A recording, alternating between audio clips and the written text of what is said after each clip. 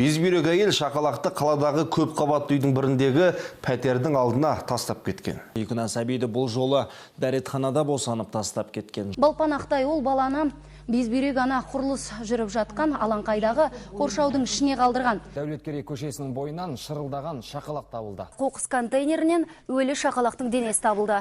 Безбүйрек анасы оның тіпті кіндігін шалапыла кесіп, жатыр пердесімен қоса қағаз қорапқа салып кеткен. Қоқыс құбырынан табылған нәресте Қатыгез ана туғанына небәрі 2 сағат болған сәбиін шүберекке орап, пакетке салып, қоқыс контейнеріне лақтырып кеткен.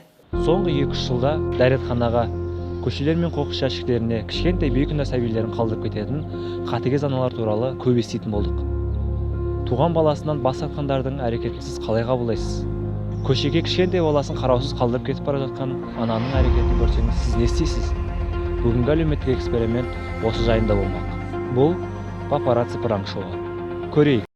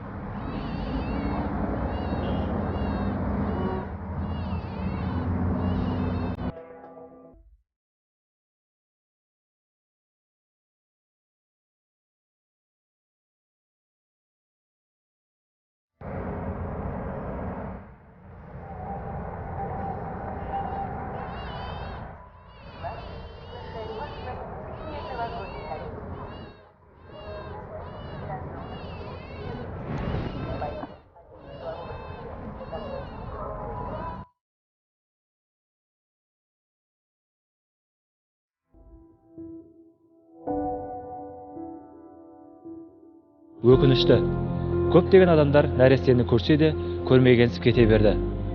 Бұндай жағдайда қолыңнан ештеңе келмесе, тым болмаса тиісті жерлерге қоңырау шалып, көрген білгеніңді айтып берген дұрыс. Мысалға 102-103 номерлері.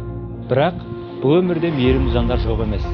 Көз алдында болып жатқан жан түршігерлік оқиғаны көре тұра өтіп кетпей, қолынан келгенше көмектерін ұсынып, ақылдарын айтып, кішкентай нәрестеге жаны ашығандар да кездесті.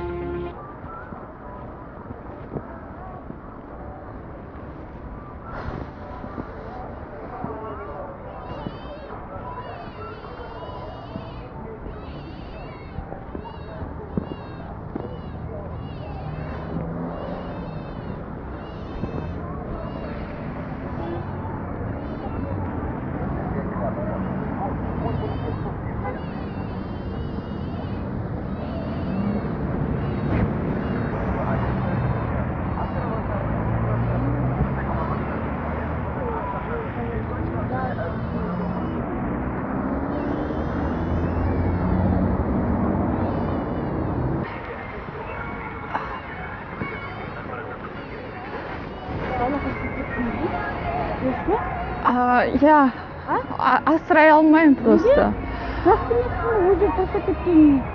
Енді сондай жағдай болып тұр. Болмайды ғой.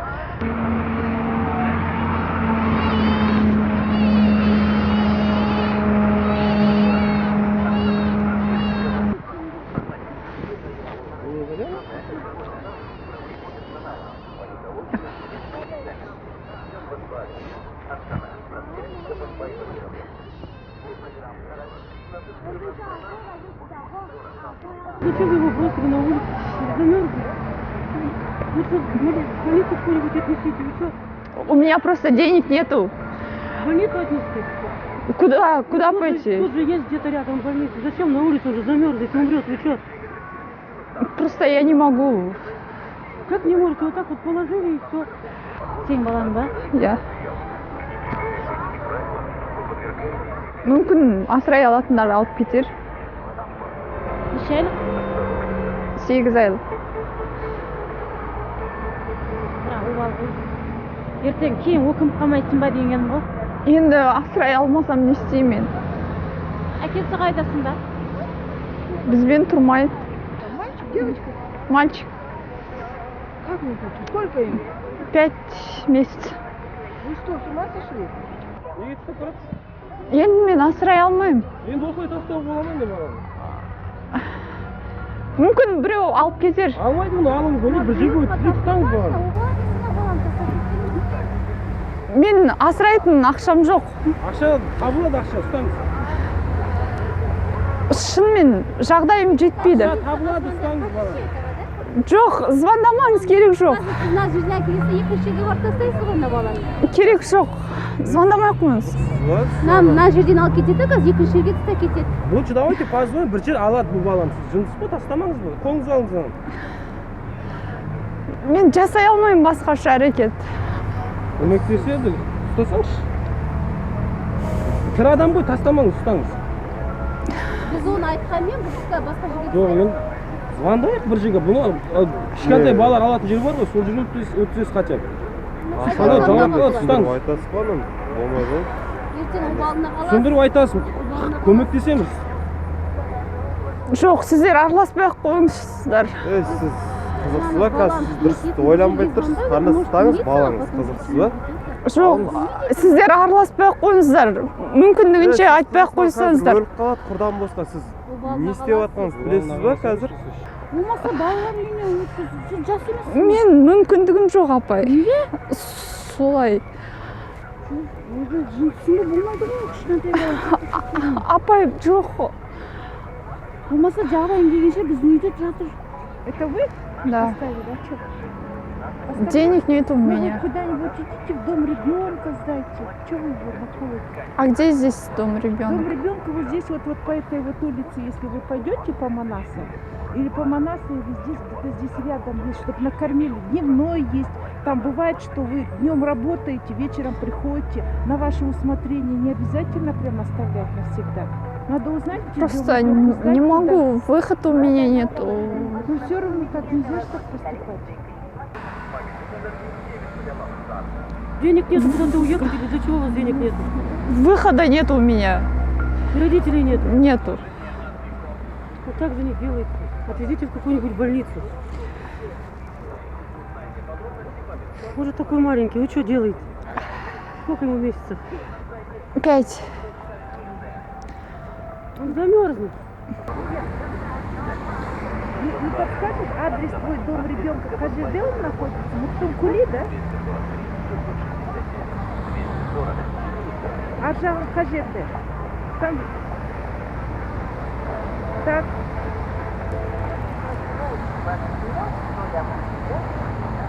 Ага, да.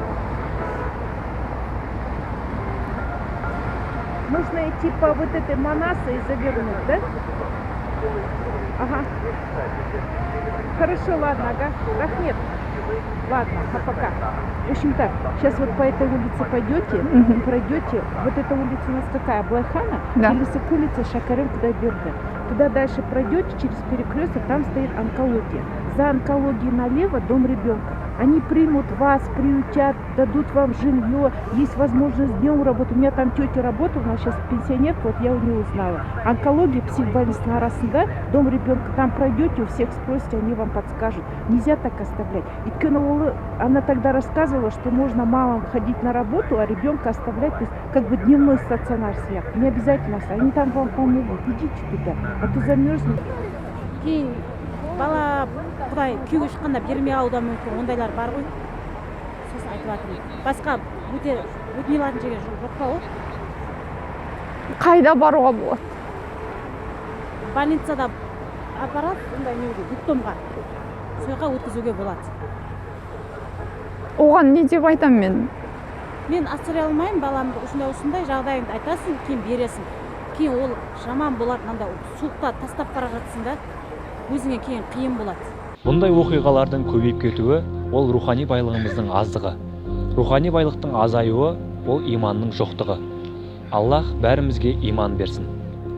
Жастар, ойланайық. Қоқыс жәшігін кішкентай нәрестелердің бесігіне айналдырмайық. Өмірге келген әр сәби біреудің баласы,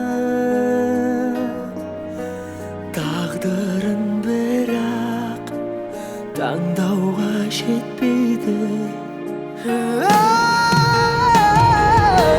Тілегім менің кеудемде соңғы дем қалғанша,